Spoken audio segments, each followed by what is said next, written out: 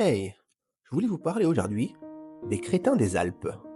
C'est une des insultes favorites du capitaine Haddock. Mais j'étais le seul à ne pas savoir d'où vient cette expression?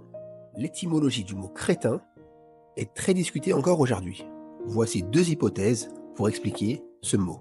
Le mot crête, comme la crête des montagnes, avec le suffixe un qui signifierait les habitants des montagnes. Ou alors, ça serait l'équivalent provençal du mot chrétien, mais dans un sens vraiment très péjoratif, un peu comme fada. Ce nom, on l'aurait ensuite donné à des populations marginalisées en raison de pathologies. Et donc, le site National Geographic nous apprend qu'au 19e siècle, les touristes se déplaçaient en masse dans les Alpes pour aller voir les magnifiques paysages, mais surtout les crétins des Alpes.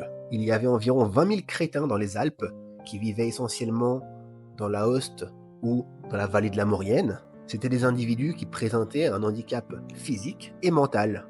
Ils étaient petits en taille, présentaient un gonflement au niveau du cou et ils étaient incapables d'intelligence.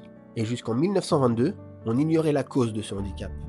Enfin, jusqu'à ce que des médecins suisses trouvent la raison. Par manque de sels minéraux dans l'alimentation et surtout d'iode, les montagnards, par endroits, présentaient un dysfonctionnement important de la thyroïde, et c'est ça qui provoquait le handicap, dont cette difformité au niveau du cou, due à un enflement de la thyroïde. Effectivement, les terres alpines sont éloignées de la mer et manquent d'iode, tout simplement. Voilà, de nos jours maintenant, il n'y a plus de crétins dans les Alpes.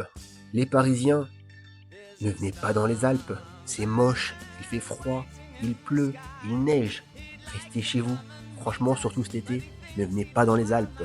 Et puis, pour ne pas être un crétin, je vais vous conseiller de prendre de la hauteur et de penser différemment.